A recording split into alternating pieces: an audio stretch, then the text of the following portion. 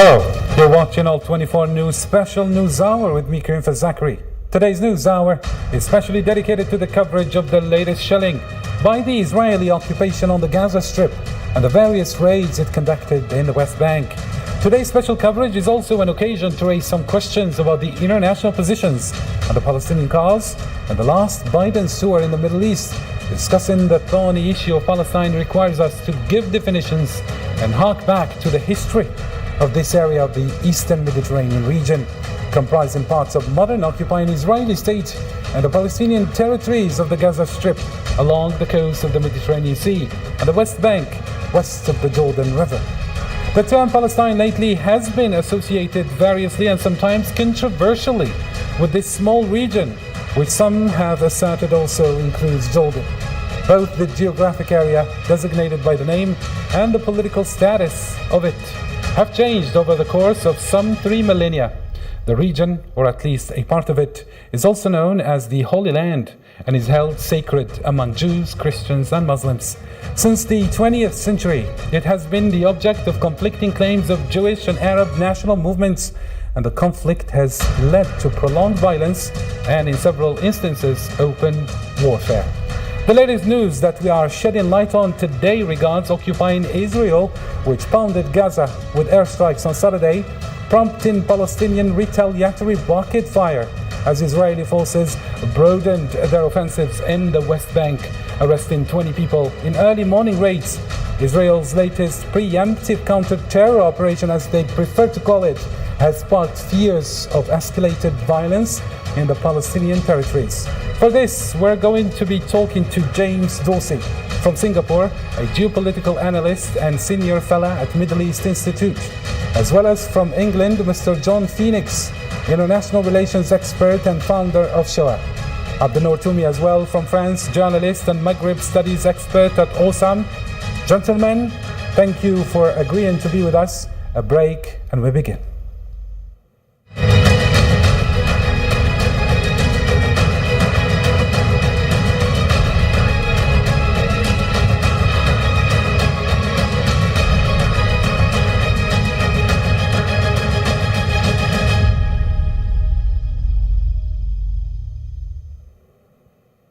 So let's start with the updates. More than 10 people have been killed by Zionist airstrikes in the Gaza Strip, including a top commander of a Palestinian militant group. Palestinian groups responded to the raids with hundreds of rockets. Zionist army unleashed a wave of airstrikes in Gaza on Friday, killing 13 and wounding dozens. Taysir al-Jabari, one of the Islamic Jihad's senior leaders, was killed in the strikes, and the Zionist military claimed raids were against Islamic Jihad targets in Gaza as tensions continue to rise between the two parties. Palestinian militants launched a barrage of rockets hours later, the Islamic Jihad said. In a nationally televised speech Friday night, Zionist Prime Minister Yair Lapid said, I quote, Israel isn't interested in a broader conflict in Gaza, but will not shy away from one either. Hamas spokesman Fawzi Barhoum said the enemy will pay the price. The Israeli enemy, who started the escalation against Gaza and committed a new crime, must pay the price and bear full responsibility for it. The leader of Islamic Jihad vowed to target Tel Aviv in return. The Zionist enemy started this aggression, and it must expect us to fight non-stop. There will be no truce after this bombing. There are no red lines in this battle. Tel Aviv will also be one of the targets of the resistance missiles, as will all Zionist cities. The Zionist military is warning this latest operation, codenamed Breaking Dawn, could last for a week. The latest violence is the most serious flare-up between the Zionist entity and Gaza in just over a year. The 11-day war in May 2021 left more than 200 Palestinians and a dozen Zionists dead before a ceasefire was agreed. And for more updates on what is happening on Gaza Strip, we are joined live by Tariq Abu Azoum, a Palestinian activist from Gaza. Hello, gentlemen, and thank you for agreeing to be with us. Could you please tell us and update us on what is happening on the ground right now? Okay, firstly, thank you so much for hosting me today to deliver what is happening here in the Gaza Strip nowadays for the second day in a row for the Israeli aggression on the besieged enclave probably. Actually, the Israeli colonial state started targeting Palestinian civilians without, or let's say, undergroundless justification in order to, let's say, to tighten blockade and even to increase the severity of the Palestinian people. Actually, yesterday, the Israeli army targeted one of the top Palestinian commanders who is actually in the Palestinian resistance, and suddenly they followed their targeting and their assassination with a great or massive scale of wide targeting for the Palestinians. Innocent Palestinians, actually, they have murdered and killed more than 15 innocent Palestinians. One of them is a girl who is 5 years old called Ala al-Kaddoumi. Actually, we don't know what is the real threat that this girl can represent for the colonial state. And actually, they managed to destroy more than 260 residential units, beside destroying a 5-story building central the Gaza Strip under groundless justification. And before just we had this interview today, they actually launched an airstrike against one of my neighbors' houses, actually because we are living in an area which is so close to the borders. So if you just hear one of the explosions or the airstrikes that could be carried out by the Israeli occupation work plans, so you should not be afraid. Actually, the Israeli army start targeting Palestinians on the grounds justification, and according to the Palestinian Minister of Health, the death tolls has been increased to be 16 Palestinian or innocent Palestinians were killed during these raids. Actually, it was such a very terrifying consequences on the Palestinian civil infrastructure that the Israeli work plans start targeting residential areas, factories, farmlands, and they actually managed to make such a great sanction on the Palestinian life here in the Gaza Strip. Besides that, the Palestinians in the Gaza Strip are living in a very huge prison. Actually, this densely populated area has been witnessing different kinds of siege, including naval, aerial, and land, and besides imposing different kind of restrictions on individual and even commercial for Palestinians. So I think that understood. Mr. Tariq Abu Azoum, could you please tell us about the general sentiment of the Palestinians in the Gaza Strip? And do you think that there will be a reaction from the Palestinian state, perhaps to escalate this as a reaction?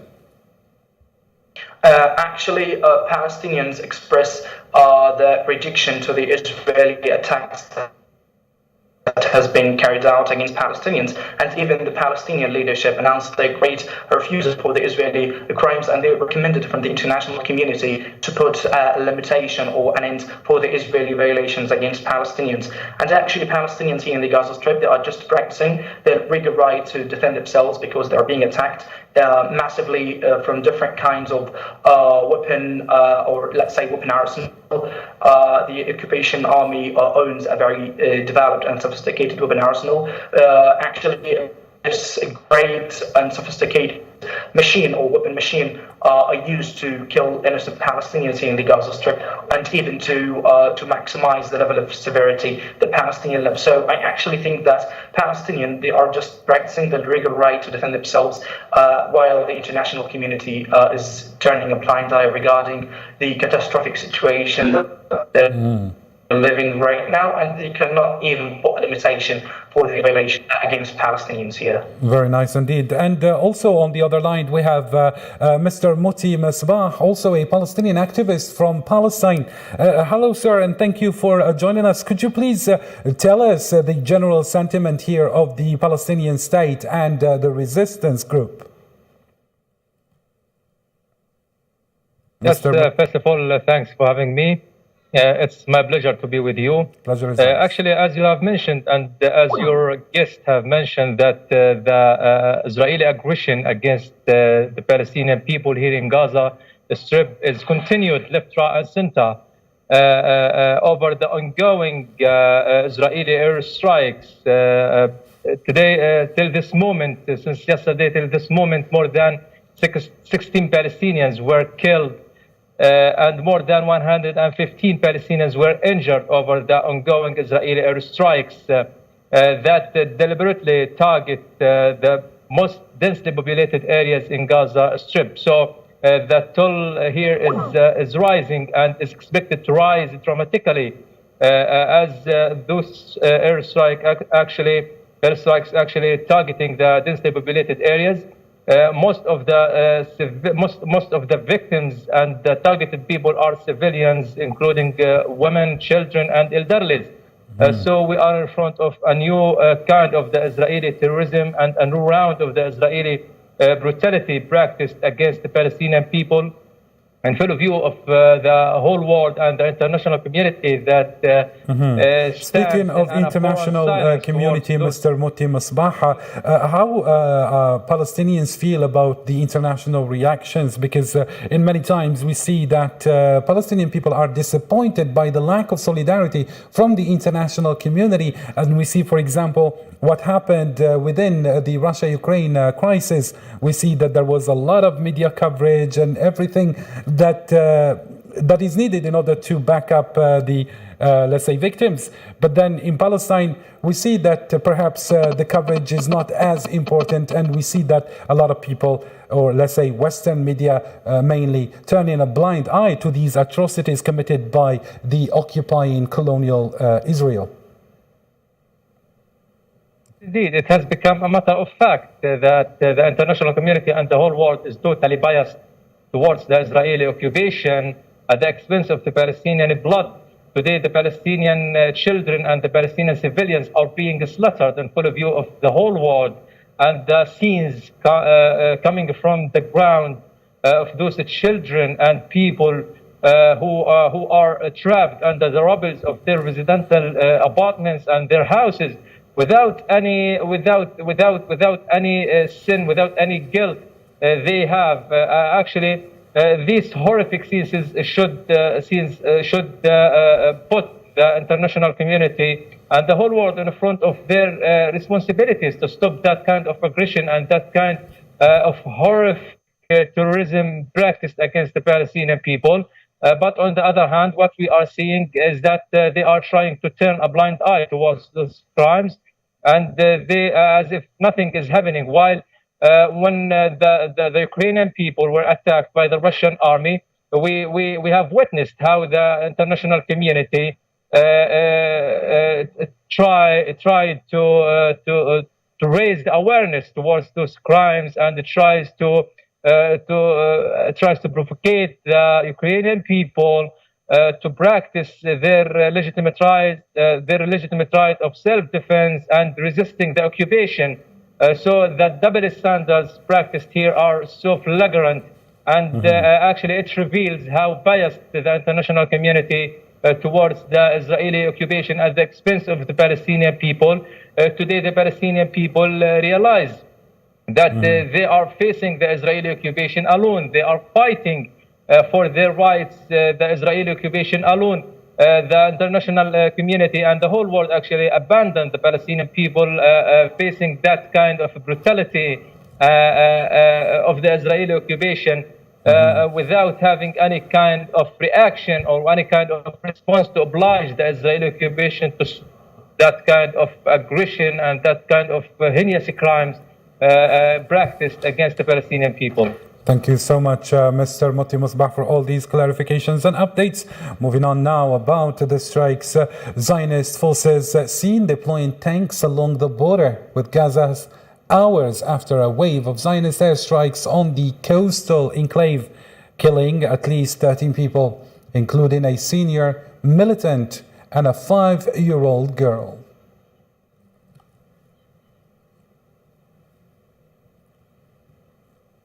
And for more analysis, we are joined live by Mr. John Phoenix.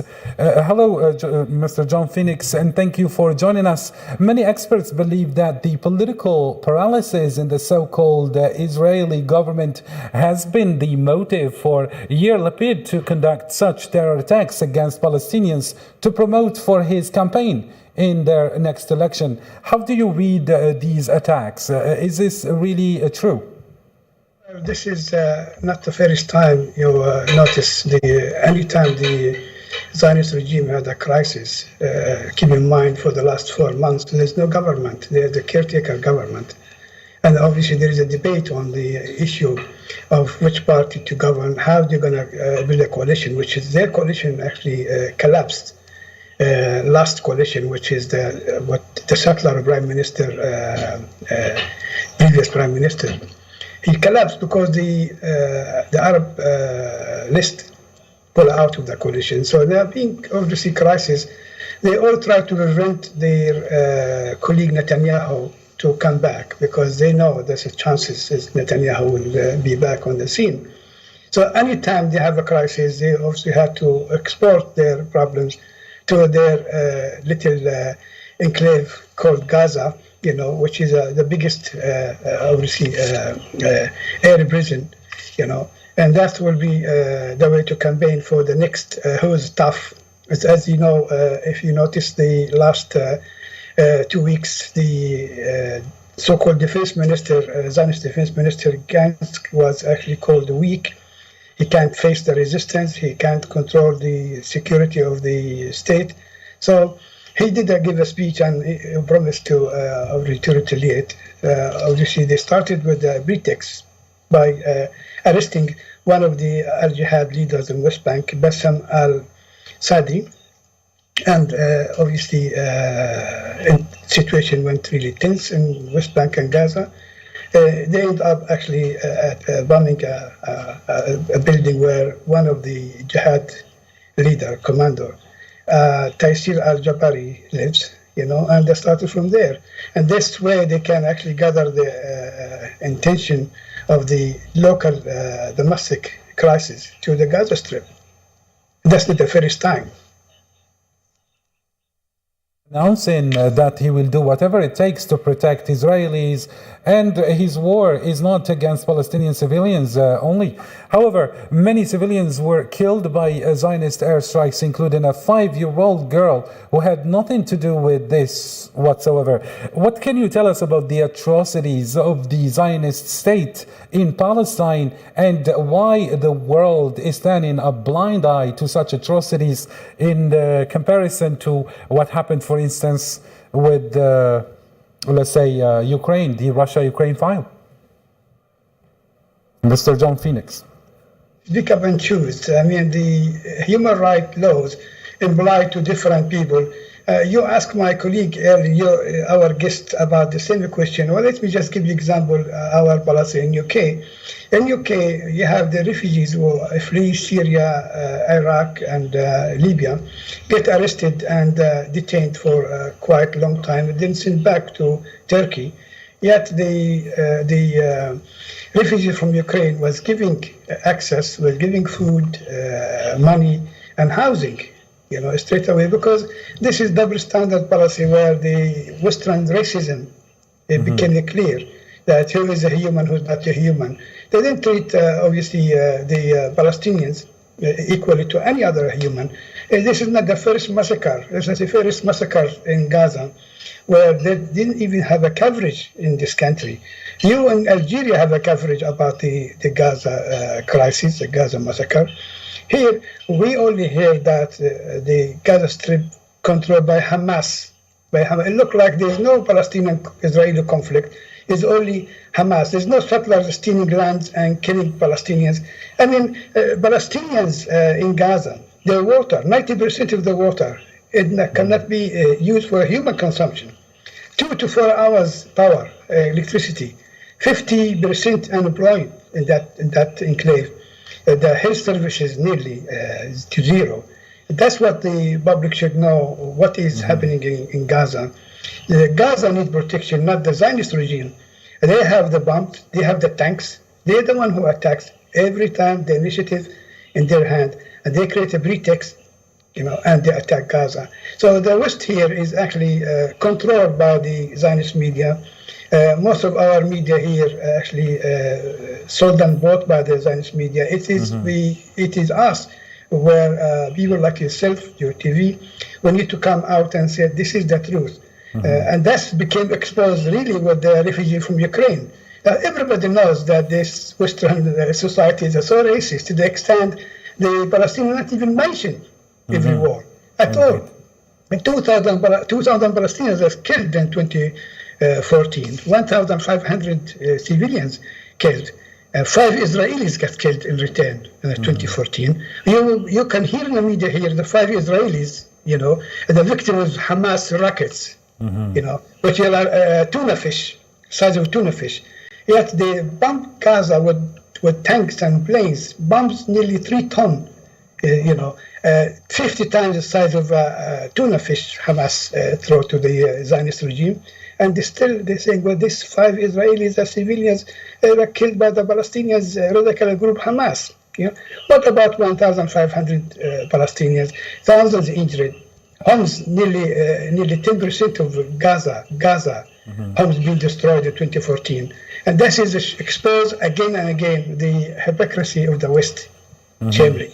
Mr. John Phoenix, we are expecting retaliatory attacks from resistance groups in the Gaza Strip, and they promised perhaps to get back to these, let's say, raids that they have conducted against Gaza. Do you think that perhaps these strikes from resistance groups can actually cause the havoc desired in order to stop the Zionist aggression, or it's not enough? Well, at least, the Palestinians, they are limited in their power, they are limited in everything. At least the Palestinians are retaliating, they are defending their own population, what the Palestinians can do. They are actually in a big jail. What they can do, the only way is to show resistance, to defend their own people. Obviously, you cannot compare between both sides. So this is a bigger problem. But at least the Palestinians not sold out, like most of the filthy Arab regimes who actually normalized the relationship with the Zionist regime, inviting them to visit their capitals. The Palestinians standing, in the front line, defending the Arab world. Very nice indeed. Let's bring into the discussion Mr. James Dorsey.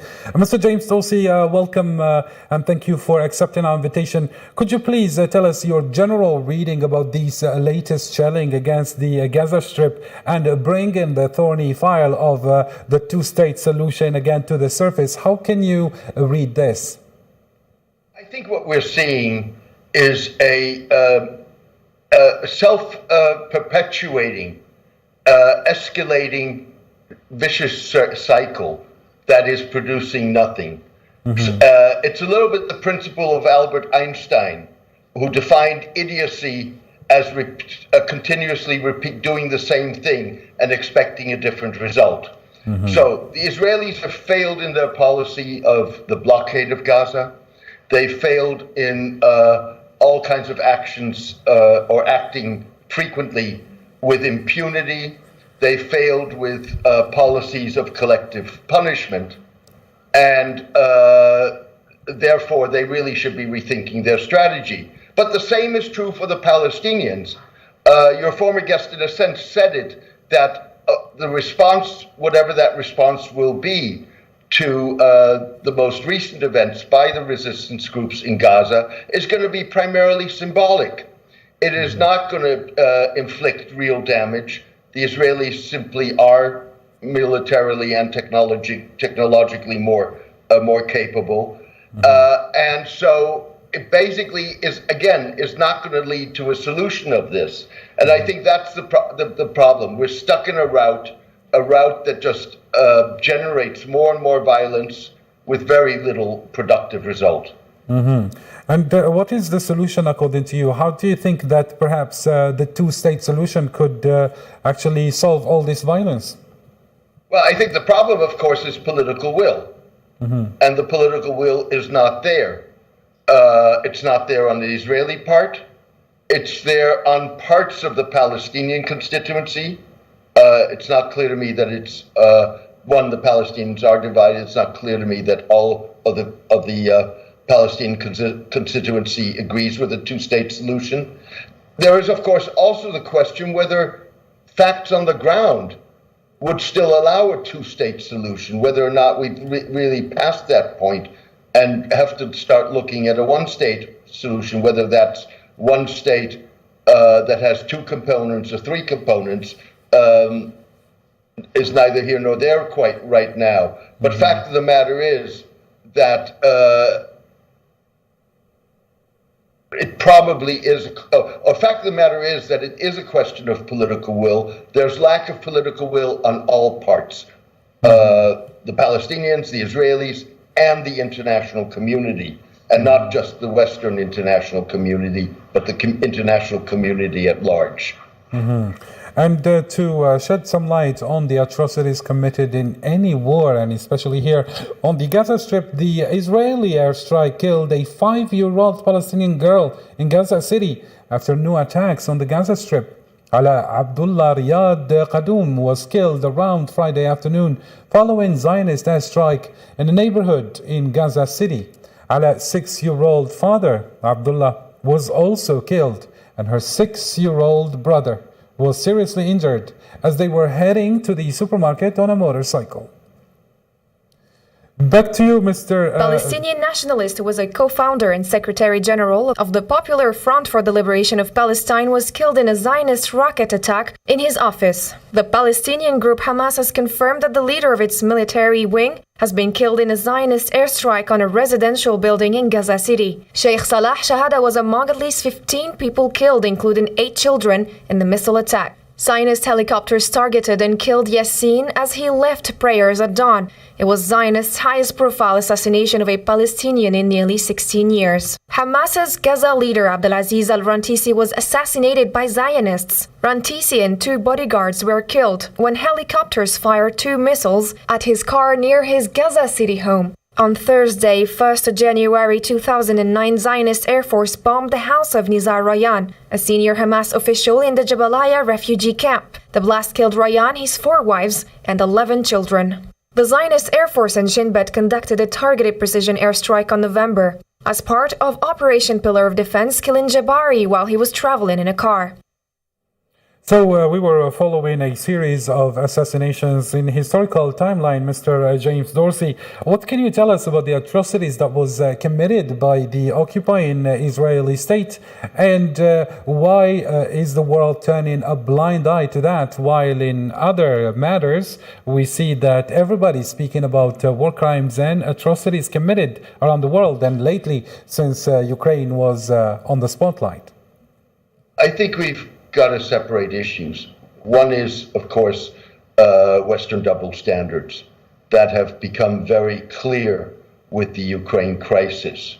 And it's a problem for the West, or for the Europeans and the Americans, because in an atmosphere of big power rivalry, credibility is going to count for a lot. And obviously, double standards undermine credibility. That's one part of it. The other part of it, I think, is that and I think we've also got to be honest about it. The Ukraine crisis and what is at stake in the Ukraine crisis is of a different order than what is at stake in the Israeli-Palestinian crisis. There's no question that unnecessary violence, and the Israelis are using extreme force in many ways, and that's causing casualties which are not justifiable. Again, the solution is going to be driving towards a situation where you have the political will for a solution, whatever that solution may be. Do you think the last, let's say, provocations are indications that could lead to a large-scale war with the interference of other parties, perhaps? I don't think that you're going to see the interference of other parties, depending on who you define as other parties. With other words, if we're talking about intervention by third countries, absolutely not. I don't think that we'll see that happening, at least in terms of military intervention. If we're talking about non-state groups, for example, like Hezbollah, possibly. And concerning the assassination series, after the assassination of, let's say, Taysir al-Jabari, who was the most important leader of Quds brigades, the Harakat al-Jihad al-Islami, several fronts in Palestine claimed the full responsibility of the attacks on the Zionist occupier and promised that the consequences are going to be very tough against it amid all these tensions. How long do you think the conflict will last still? And do you think that the response of the Palestinian fronts will be bigger and more intense, perhaps receiving support from these parties? Look, your guess is as good as mine. Fact of the matter is that, in a sense, the moment you decide, and I'm not criticizing it, I'm just saying, you decide as a resistance group that you're going to develop a military strategy, then obviously you're going to be a target, and that's the risk you run. That's very different for civilians, and certainly for children who really have nothing to do with this. And again, the solution's not going to be killings on both sides of the fence. It's going to lead to more human suffering. It already is, with no upside to it. The Israelis are not gaining anything with the violence that they're committing. The Palestinians are gaining with their resistance rockets being fired that are largely intercepted by the Israelis, at best symbolic value. And that's not good enough.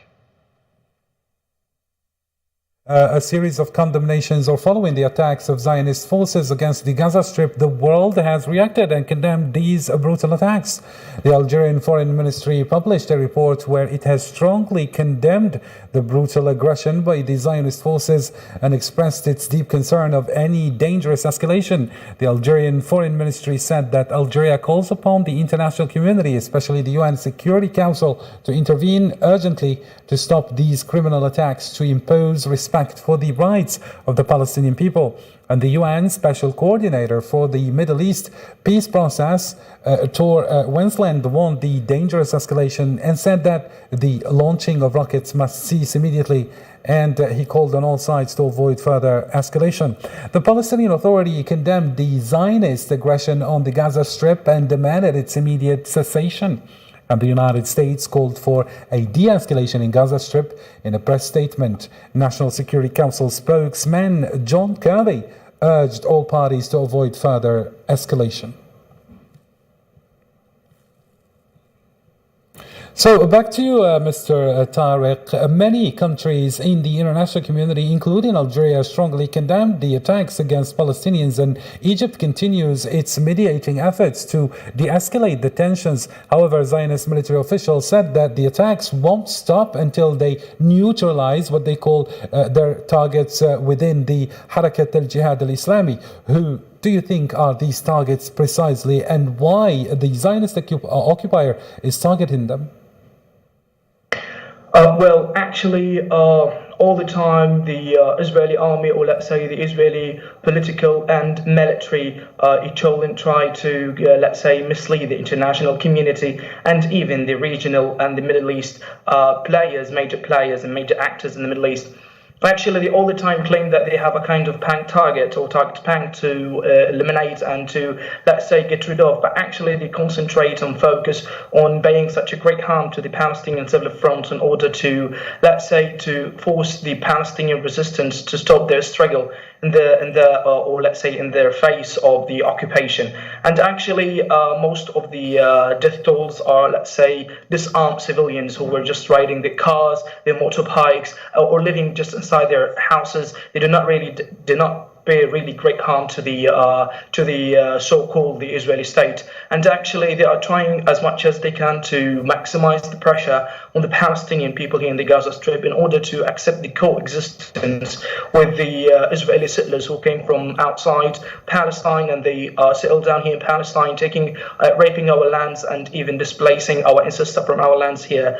So I think that it's going to be like a kind of a very stereotypical response that the Palestinian resistance in the Gaza Strip actually to respond to the Israeli crimes. They suddenly, let's say, probe the ceasefire agreement that has been made during the last Israeli aggression on the Gaza Strip in 2021, and actually they did not even comply to any kind of ceasefire that has been made before. And nowadays, Israel is trying to even did not comply with the international demands in order to stop its violations on the Palestinian territories, and especially here in the Gaza Strip. Actually, the United Nations coordinator said before just a couple of hours that there is no just a very reasonable justification for the Israeli aggression on the Gaza Strip. They suddenly start attacking the Palestinian citizens, assassinating Palestinian leaders, top commanders who are very important in the resistance part. And even they claim in front of the international community that they have the right to defend themselves and even to respond firmly and extensively to the Palestinian legal right to defend themselves against the Israeli attacks and, let's say, raids.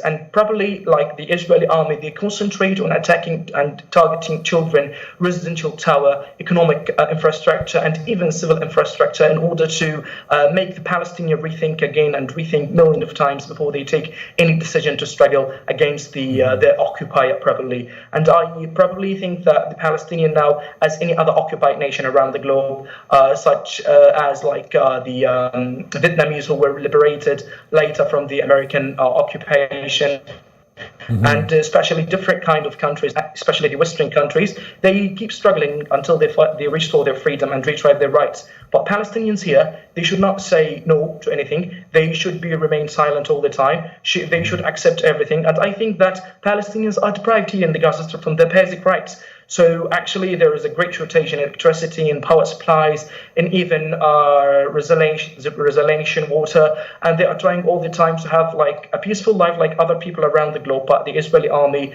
keep and insists on depriving them from their basic needs, and they are trying to destroy the Palestinian dream of establishing the independent state. Even they accept having negotiation with the BA, and they are trying to kill the Palestinian resistance in the Gaza Strip and to eliminate any Palestinian willingness and desire to liberate the land. This is probably the equation that Israel, let's say, they are trying to give a cold shoulder to the international community. They don't care about the international demands to stop their violations, and they all the time claim that they have their own right to defend themselves. By the way, while we are talking to honorable guests, actually a huge explosion took place in my town here, and actually 3 young children were murdered in a cold blood by the Israeli airstrikes. I don't know what really, does it really make a sense for the Israeli leadership that those children are making such a great threat for them? Actually, the international community must concentrate more about the Palestinian issue, must support them, must actually try to listen to the Palestinian demands of their rights, and let's say stop running after the Israeli propaganda that they are trying to promote all over the globe, all over the world. And all the while, Mr. John Phoenix, Joe Biden had already declared that the U.S. is committed to Israeli security during his visit to the Middle East. What did this visit bring to Palestinians? Because every single time we see that the Israeli state is put on the spotlight while the Palestinian rights are being, let's say, ignored.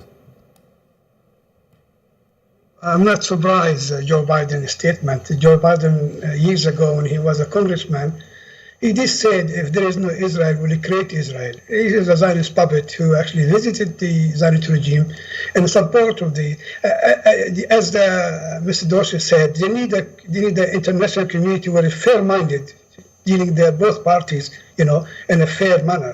When you visit a country like Israel, with got all this power, $4 billion a year donated by Biden and American government to kill Palestinians, then you go to the other side, you don't even see the suffering of the Palestinians, the Sheikh Jarrah in West Bank, Jenin camp, and then it goes back to Tel Aviv and say, well, I'm committed to your security. They have no problem with security. The Palestinians have a problem with security. The land being taken daily, the settlers who are attacking the civilians, school kids. You got to look at the situation fairly. But as a Zionist puppet mentality, he had to support the Zionist regime because they're the one who put them in power. The millions of dollars was actually used to promote the Zionist candidates in the state. How fair is that statement? And how can it be good to the Palestinians? you're visiting the Palestinians, you're talking to the mothers and the fathers of the victims. You're talking to the Palestinians leadership, explaining the situation, and then you go back to Tel Aviv and said, well, I'm committed to your security. And that's take me back to Mr. Dorsey's statement earlier, the political will on both sides. Well, since Oslo agreement, which is Israeli actually committed to it, none of this agreement, being actually honored by the Israelis. More settlers, more settlements, more attacks on Gaza, more killing in West Bank, nearly 6,000 prisoners in the Israeli jails. It will not, they will not lead to any solution. The only solution is to treat the Palestinians fairly and give the Palestinians their right, the only way out of this dilemma. Yes, indeed. And Mr. James Dorsey, the White House spokesperson, said that the Biden administration fully supports the Zionist attacks and Israel has the right to defend itself. On the other hand, they called for calm. How do you explain this? And do the Palestinians have the right to defend themselves as well? Of course, the Palestinians have a right to defend themselves. That goes without saying. Having said that, the White House statement is par for the course. Part of the problem that we have, coming back to what I was saying before about political will, is that we're dealing with a world that is divided along every line possible. The United States is internally divided, Europe is internally divided, Russia's preoccupied with Ukraine, China's preoccupied now with Taiwan. There are the economic issues, of course, that everybody's coping with, the supply chain issues, the food security issues, the energy issues. So the notion that in this situation you would really see have the ability to generate political will, I think is just a pie in the sky, and that's part of the problem. And so what we're going to see more of what's happening at the moment on the ground. We're going to see more casualties. And innocent casualties, and with basically no light at the end of the tunnel. The problem with the right, while the Palestinians have the right to resistance, and the resistance hasn't produced. It hasn't persuaded the Israelis to take another stand. It hasn't really impacted in many ways the Israelis in terms of daily life. Certainly not in the way it impacts Palestinians in their daily life. So we're caught in a catch-22. And technically, what is the world to do, since we see that the world order is on the brink of collapse and we see multipolarity, apparently, that every single country is trying to do whatever it pleases it, and we see a lot of crimes being committed hither and thither, and people, or let's say the world, is occupied by different conflict points around the world. How do you see that, Mr. James Dorsey? I'm not optimistic. I mean, the idealistic answer to that would be, and that's where Palestine or Ukraine come in and are equal examples, is application of international law and abiding by international law. Fact of the matter is, we live in a world in which, whether that's Israelis or Russians, or for that matter, the Chinese, violate international law with impunity.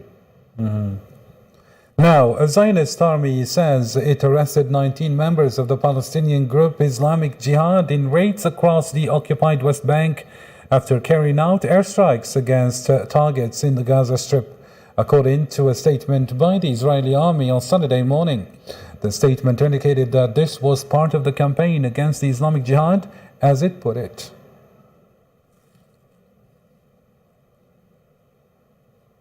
So I get back to you, Mr. Tariq. Analysts say that the Zionist military know how to start a war, but they don't know how to finish it. What is your comment about it?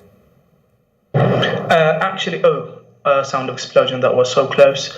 Actually, the Israeli army all the time try to mislead the Palestinian resistance, and they try to concentrate on achieving and carrying out different kind of misleading operations in order to achieve their targets and their plans. But actually, the Palestinian resistance in the Gaza Strip understands the nature of the Israeli occupation well, and they understand like how the Israeli military and political leaders are thinking, and all the time they are trying to put a kind of calculation for every single step that they make, and actually they have the proper way that they can make in order to achieve deterrence against the Israeli occupation. And actually the Israeli occupation just concentrate now to attack Palestinians, to destroy their lives, and the Palestinian resistance to try to find different ways in order to avoid such, let's say, to avoid paying such a heavy price for the Israeli attacks. The Israeli political and military echelon all the time, they are trying to say that we managed to destroy, for example, the palace. Oh, it was so close. So can you tell us about the shelling, because we could hear the sounds on the background as you are explaining, Mr. Tariq. What can you report? What's happening? Actually, now it's the sound of the Israeli attacks here. They are trying they have destroyed an house. Oh, it was so close. These are the sound of explosions, and the Israeli army tried to attack Palestinian houses here. And actually, we are listening, and we are just watching the Israeli rockets and guided missiles falling on the Palestinian heads. Mr. Tariq, I don't know if you have access, if you can give us some footage of what's happening right there at the moment. Actually, it will be so far because the sounds are very high, and my house cannot just provide a very good scene to the scene. But actually, they are trying to target civilians. They are destroying houses over the, let's say, its citizens' heads, and they concentrate to make Palestinians living under such traumatic and drastic conditions here in the Gaza Strip. Very nice indeed. And now just to speak about perhaps the dramatic conditions in which Palestinians are living. 15 years ago, the Israeli forces have imposed a full siege on the enclave of the West Bank and Gaza. It's, or let's say, it strictly controls everyone and everything going in and out. Yes, Mr. Tariq, do you have something to add?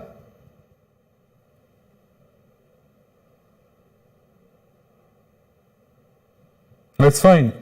It has further damaged Gaza's bleak economy and the dire living conditions of 2 million people. Let's follow this report and then we get back to discussion.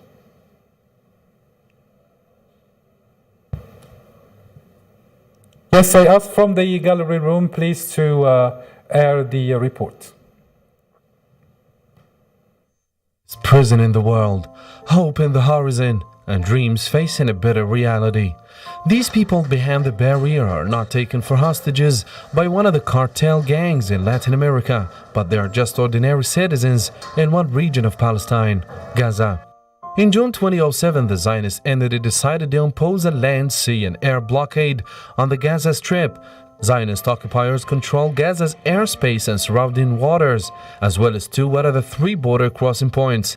من 12 سنة و11 سنة وجاي والأمور تزداد سوء عنا. يعني البقالة راحت، عمل ما في الشهانة، أنا كرب أسرة وعندي زي أنا آلوفات في غزة، الحياة صارت كابونة فهذه مش حياة. The decision to impose a blockade on Gaza followed 2 important events: Zionist evacuation of his settlement from Gaza in 2005 and the rise to power of Hamas following the Palestinian parliamentary elections of 2006. The blockade has clear political objectives. It is a form of economic warfare intended to weaken Hamas rather than having security objectives.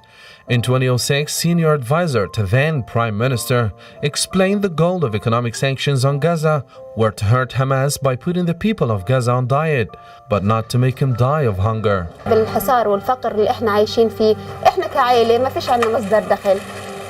الوضع الاقتصادي السيء خلاني اطلع وابحث عن فرص عمل. جوزي مش ملاقي، قلت انا اجرب. Occupation forces restrict the importation of goods and materials, which they define as dual civilian-military use, which it claimed could be used for terrorism purposes. In reality, many of the restricted items have included ordinary civilian items, such as fresh meat and notebooks. The blockade also includes travel ban for Palestinians. Going in or out of Gaza and the West Bank requires access permit, which is not given to anyone. This includes extreme need situations and sometimes never accepted.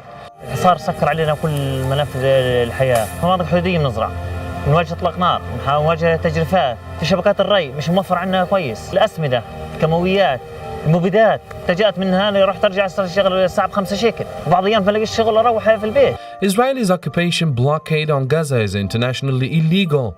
It is denial of basic human rights, a contravention of international law, and amounts to collective punishment. Moreover, Palestinians are facing all types of abuse and live under the fear of shelling, which can happen at any moment.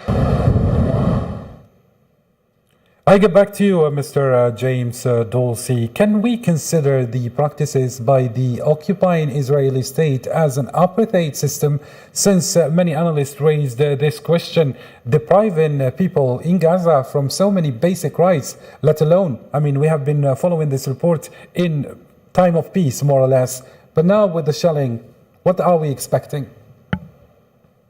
Technically, the Gaza Strip is no longer occupied by Israel. The Israelis withdrew. It's blockaded by the Israelis. And it's been a blockade that has been devastating and ongoing for 15 years and has not produced any result that would help Israel or the Palestinians solve problems. But I don't think it's technically any longer occupied territory as such. And so what laws apply would in this case be different than if it were fully occupied in that territory that is administered by the Israelis themselves. And Mr. John Phoenix, what is your comment and what can you tell us about the most Palestinians that are living in dire situation and under poverty line in these two regions of the Gaza Strip and the West Bank? Can this be considered a collective punishment of a whole nation? Well, of course, if you obviously created the air prison, the Israelis redeployed their army out of Gaza. They created a Nazi camp, exactly like the Nazi. The time where they have a committee outside the Gaza border deciding, the Zionist committee deciding what food should go in and out, when and how. This is what was happening under the German Nazi, camp, where they have Nazis decided what food this prisoners should have. We're going to put them in diet. And you just said that the Israelis leadership wanted to put Palestinians in diet. This is against the international law. The Palestinians have a right to travel, to health service, to move from place to place, to live in dignity. This is now created air prison where Palestinians just blocked by the Israeli one side, the sea on one other side, and a Zionist puppet in Egypt for the other side. So they're stuck in between. This is totally fit on the international crimes against civilians. Children, had a high percentage of children having psychological problems. If you look at the record, it's scary. The employment 50%, and half of the nations were young, half of the Gazans, they have no jobs. Of course, this is obviously against the international law, but sadly to say, the international law now used exactly as a toilet paper.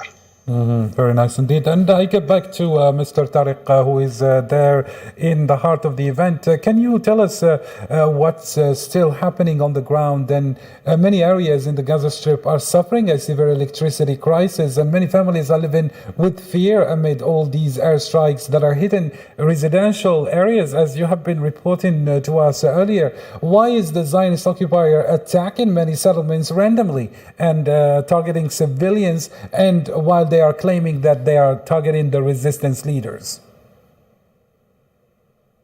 Well, actually, since the early hours of today's morning, the Israeli unmanned aerial vehicles started launching different kinds of attacks and airstrikes against Palestinian civilian infrastructure and even residential towers.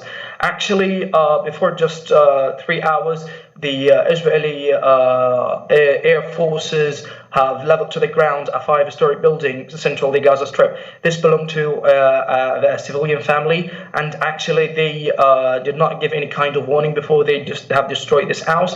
And there are a number of casualties have been reported in this attack, and even they are trying to attack any individual target moving on the ground. And I think that before just 1 hour from now, a Palestinian elderly woman who is 62 years old has been targeted by the Israeli drones while she was celebrating her son's wedding.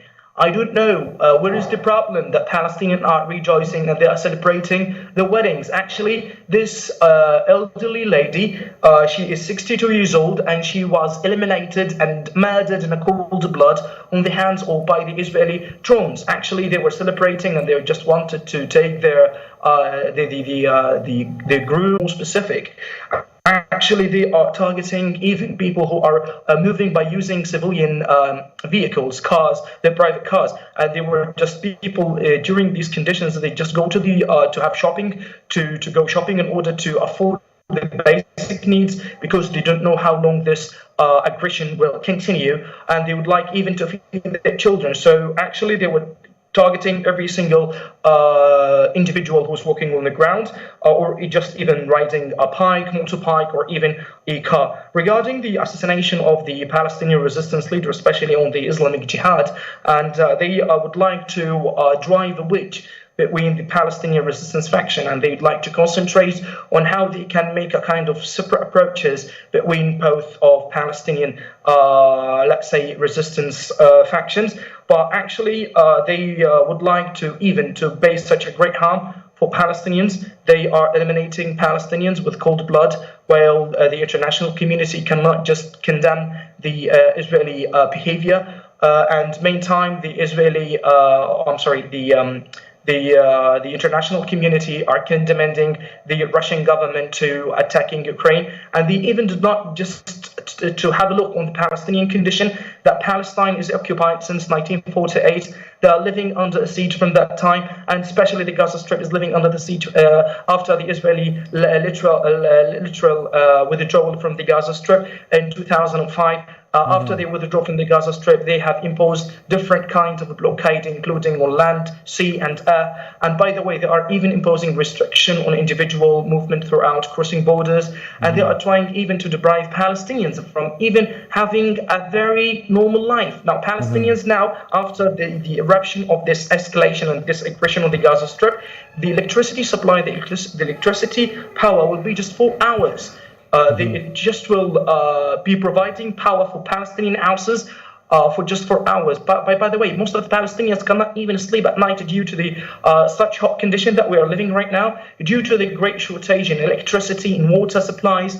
And even at that time, at midnight, the Israeli war plans, they starting launching attacks against Palestinians. The sound of the Israeli drones even make a kind of an anxiety and make most of the Palestinian stressed and uncomfortable and unable to sleep well. It actually makes such a very catastrophic consequences on the Palestinian life.